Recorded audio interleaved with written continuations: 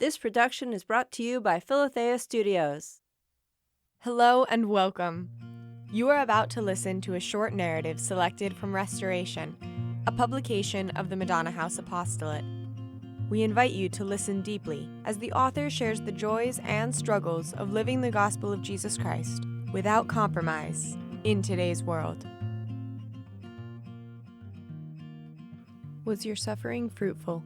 By Caryll Houselander.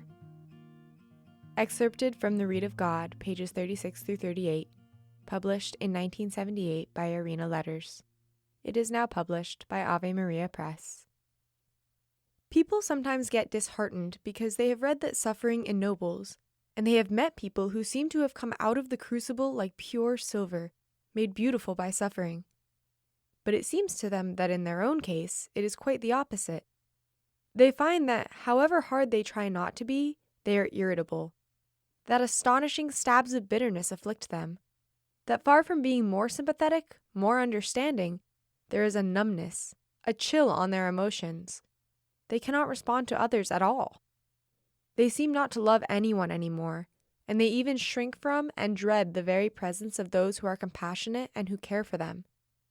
They say that in their case, suffering is certainly a failure. The truth is that they are too impatient to wait for the season of Advent and sorrow to run its course. A seed contains all the life and loveliness of the flower, but it contains it in a little hard pip of a thing, which even the glorious sun will not enliven unless it is buried under the earth. There must be a period of gestation before anything can flower. If only those who suffer would be patient with their early humiliation and realize Advent is not only a time of growth, but also of darkness and hiding and waiting, they would trust, and trust rightly, that Christ is growing in their sorrow, and in due season, all the fret and strain and tension of it will give place to a splendor of peace.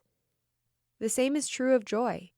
We sometimes accuse young people of grasping joy and not realizing their blessings, and not being made bigger and kinder and lovelier as they ought to be by all delight. Joy, too, must also be allowed to gestate. Everyone should open his heart very wide to joy, should welcome it, and let it be buried very deeply in him, and he should wait for the flowering of it with patience. Of course, the first ecstasy will pass, but because in real joy Christ grows in us, the time will come when joy will put forth shoots, and the richness and sweetness of the person who rejoiced will be Christ's flowering.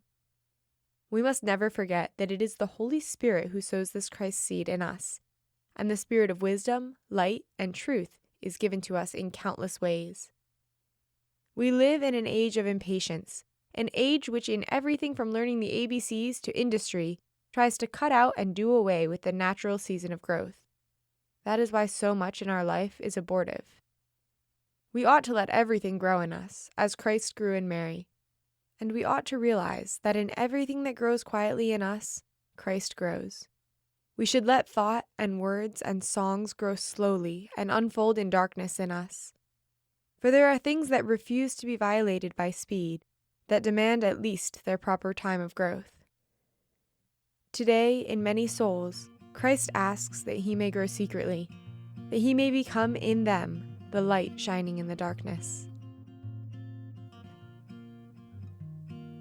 Dear friend, thank you for listening.